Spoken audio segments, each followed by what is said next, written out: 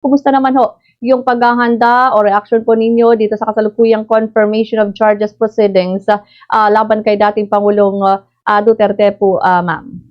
Kanina galing kami sa The Hague, no? Yung binansagang Duterte Street, kakarating ko lang. Maraming mga media kanina, marami ding mga Filipinos. So on Monday, prepared na rin ang mga supporters. Magsisimula ng 9 o'clock in the morning, nandun na. May mga preparation na rin silang mga hinahanda para sa darating na confirmation of charges. So, inaasahan ang mga leaders from the different parts of Europe na pupunta. Okay. So, bukas ho yan, no? Ngayon gabi bukas ho yan. So, ano po yung inaasahan po natin, ma'am? Marami po ba? Hindi niyo makabayan ho natin maliban dun yung mga kasamahan nyo na dyan sa Netherlands. Meron din ho ba yung mga galing din sa ibang mga bansa po, ma'am?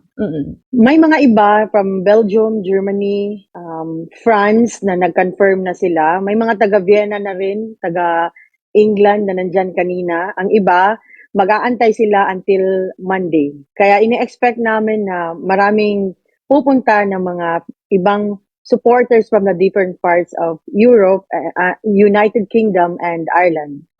So ano po yung gagawin niyo po bukas, ma'am, bilang pagpapakita pa rin ng suporta po dito po, ma'am? May mga inihanda po ba ang aktibidad? May mga program po ba na gagawin po, ma'am? Merong event sa Monday ang DDS supporters. Nasa akin yung program, pero alam ko kung sino yung mga parts ng program at mag-host. And then may rally na mangyayari. Hindi ko lang alam ang saktong oras kasi ang hearing is from 10 to 5. In between siguro gagawin kasi hindi naman po pwedeng mag-ingay sa labas habang mayroong sa loob. Pero may mga supporters din na papasok sila at mag-observe. Meron ding sa labas na mga supporters. Inaasahan din ang mga nagsusupport din sa mga ibang panig na nandun din sila. So sa tingin niyo po, ma'am Lucky Charm, ilan po yung naasahan nating dadalo? Ilang katao? No? Kung may estimation lang ho tayo kasi sa inyo lang dyan sa Netherlands, ilan na po yung mga Pilipino at kung madadagdagan pa ay ilan na po kaya, ma'am? Kasi ngayon ang weather is not nice, it's very very cold, pero ang nasa permit 100, more than siguro yung darating kasi ngayong umaga na doon sa Duterte Street marami naman ang pumunta kahit na on the spot ang pag-announce na may pupunta na mga videographers and photographers today. So hindi siguro ganon kadami, pero dahil maulan o sobrang lamig, ang mga tao in and out, so baka more than 100. So anyway, ma'am, dahil nga po dito, meron din po ba kayong nakikita, nababalitaan or part of the program na galing din ho dito sa Pilipinas, ma'am? Merong pupunta na taga-Philippines. Ang ibang mga hindi pa confirm, pero may galing sa Pilipinas. Sa stress. Alright.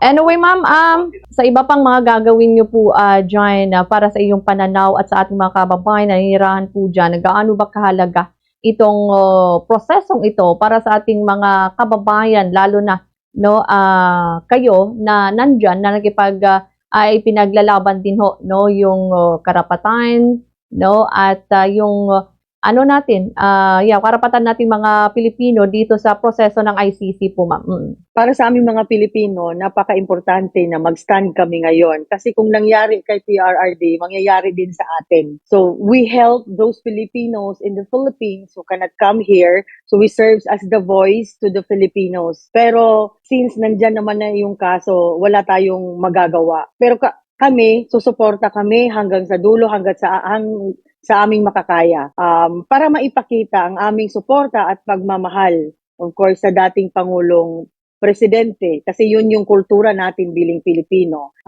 Ako bilang taga Bukidnon, susuporta rin ako kasi kapitbahay namin yung Davao. So importante sa amin na magbigay ng halaga sa nangyayari ngayon, lalong-lalo na para sa future ng mga nakakaraming mga kabataan na parte kami ng history ng Pilipinas. So, anyway, ma'am, bukas, anong gagawin niyo maliban po sa rally? Meron din po bang gagawin na prayer vigil, forum, ma'am, or mga assembly na isasagawa bukas?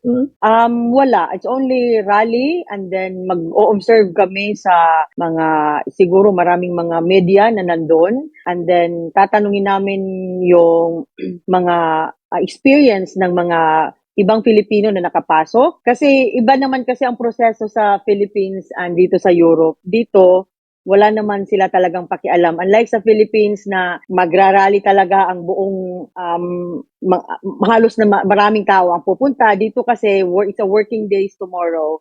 So hindi namin talaga mapipilit ang mga tao na pupunta. And then kung mag-share sila ng mga experiences nila o magpapa-interview sila kasi ang privacy dito hindi kagaya dyan na mag-allowed lang na magpa-interview o kaya kukunan sila ng video. So, yun lang. Walang prayer vigil kasi napakalamig sa labas ngayon. Tapos, siguro until afternoon lang. Kasi yun lang din yung nakalagay sa permit.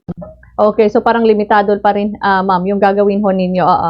Oo, hindi kami maka-go beyond dahil sa weather sa labas and then hindi naman kasi po pwede din na may pupunta kami sa other venue kasi doon lang naman talaga sa in front sa ICC at saka bawal din maglagay ng tent doon. So ano lang, raincoat and umbrellas and may mga bawal din na hindi naman kami pwedeng magsigaw-sigaw doon, hindi naman din kami pwedeng magpakita lang kami ng presensya, suporta, pero hindi kami maka-go beyond as ginagawa sa Pilipinas. Ma'am, curious lang ako, the proceeding will go, pero nakikita ninyo ba through television, naririnig po ba yung audio, or you just wait outside, ma'am, na matapos po ito?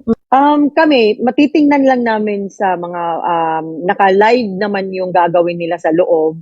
Pero yung mga papasok sa loob, hindi pwede. Bawal sila ng phone, bawal sila lahat-lahat. So, mahigpit ang seguridad doon sa loob ng ICC. Bawal din silang mag-take ng pictures. Kung may mga jackets, tatanggalin din. Kung makakuha ka ng picture doon, ipapa-delete din nila yan. So, kung papasok ka sa loob, it's only makikita mo lang sila. Meron kang headset, maririnig mo, may translation din. So, kung nasa labas naman kami, papakinggan lang namin yung live na mangyayari doon sa loob. Ma'am, parang ang tagal na ni former President Rodrigo Duterte dyan sa The Hague, Netherlands. Nakita niyo po ba personally? Have you visited him, ma'am? Hindi namin nakita. So, walang nakakita sa amin ng mga supporters kahit kailan. Kasi ang privacy dito is napakahigpit. Only the family and the lawyers are allowed to visit inside and to see. Pero may mga kababayan tayong nagtatrabaho sa loob mismo ng detention cell. So sila yung nagsasabi na nakikita nila personally. And then sa sinasabihan nila yung mga nagluluto sa kanya, na ayusin mo, yan yung namin. Nakakahalubilo din nila yung mga nakikita nila sa CCTV. Pero kaming mga supporters wala kaming encounter. Kung ano lang din yung nasa news dyan, yun lang din yung dito na namin. Okay, alright. So anyway, ma'am, so ano po yung aasahan pa rin po natin sa pag-confirm ng mga charges against former President Duterte po, ma'am? Yeah, ngayong araw. We will expect for miracle, pero alam mo naman, legal basis, you have to follow. At hindi ako yung right person to answer that one, only the lawyers. Pero we have to wait for the process. Kahit kami mag-aantay kami. Kasi kung ano ang pagbabasa sa kanya buka, ika-confirm pa naman yan kung totoo o hindi, ganito. So, yun lang. Kasi dito sa Europe, yun yung proseso nila kung even in a different situation, ganun talaga. Dumadaan sa procedure and it takes time. Hindi kagaya sa Philippines. Dito mag-antay ka talaga. So you will wait there until na matapos. So ibig sabihin lahat ng mga kailangan niyo, food and everything is nandyan na. At kumusta naman, ma'am, pag how about the weather kung magiging masama po ito? Dun sa inaasahan po ninyo, meron po ba kayong mga alternatibo din na gagawin, ma'am, maliban dun sa Duterte Street, no? Na dun kayo nakatalaga po, ma'am. Bukas, nakatalaga kami sa ICC mismo na building, yung malaking building kami.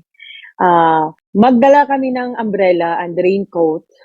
Sanay naman kasi ang mga tao dito sa Europe na umuulan tsaka malamig. So, aware na kami doon. Okay na.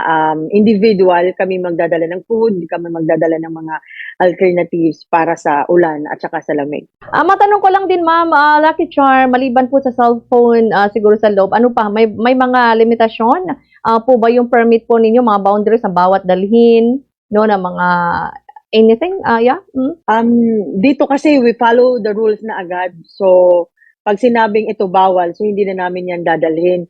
Ay wala naman kasi kami dito we follow the rules kung anong mga bawal, hindi na namin yan dadalhin. So pagdating namin doon in front sa ICC, kung limited lang ang tao, ang mga tao dito so sunod na yan agad. So I think hindi talaga ganun ka problema ang security kasi lahat ng sulok ng ICC naman may mga CCTVs. And so far, sa pagrarally namin, wala naman kaming nakitang problema kasi nagpa-follow kami ng rules talaga ng ICC.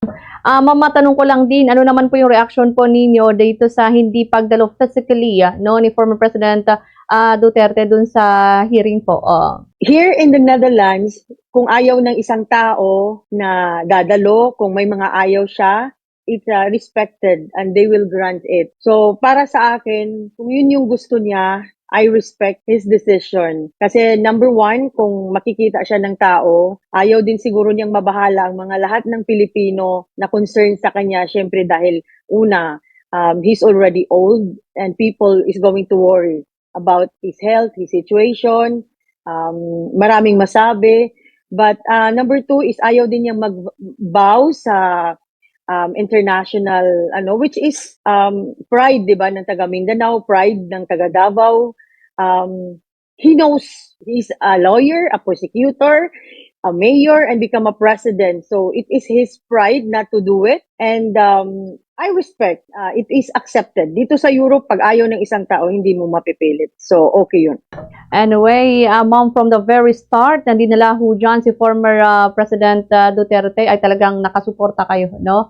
From the very start po talaga, nandun kayo, no? So, kumusta naman? Dumami po ba, no, yung mga kababayan ho natin, especially mga naninirahan po dyan, na lumabas, no, para magbigay ho ng suporta, at kumusta naman yung mga Filipino community pagdating po dito sa pagpapakita ng suporta sa kabila ho ng magkakaibang pananaw or opinion dito sa usapin na ito, ma'am? Ang mga Filipino, since day one, nandito si FERRD, padami ng padami every month since March ang pumupunta. Kaya lang, nung winter lesser ang mga pumupunta sa Duterte Street. Pero yung mga leaders naman from different parts of Europe, different countries, are all supporting and contacting us. Kung may mga big events, nandito naman sila. Kaya lang, from their work na hindi sila makakuha ng schedule nila, kaya nahihirapan din sila. Pero so far, they are into supporting naman. So, at saka nasa puso naman ng mostly supporters ni PRRD to support him. Hindi naman kailangan na everyday sila sa Duterte Street to show their support, pero alam namin na nandyan sila. Yeah. Speaking of showing support, no, kung hindi sila makadalo, ma'am, physically dun sa isasagawa po ninyong rally, what are the other forms or ways na ipinapakita pa rin ng ating mga kabayan dyan sa The Hague, Netherlands, ang kailang suporta po? Oria. They are supporting online. Ang mga iba naman, nagpapadala sila ng food kung gustuhin nila. Ang iba, nagko-contact naman sila sa amin that we are here for you to lalong nagsisend din sila ng mga cards and flowers. Ang mga iba, sa mga vloggers sila nagko-contact ng mga kasama namin dito na they are there for them. And ang iba naman din, they traveled from different parts of Europe, and personally they met the VP and the Duterte families. Ang iba nagvi-video call pa nga kay VP, so I think that's the only way that they can show their support.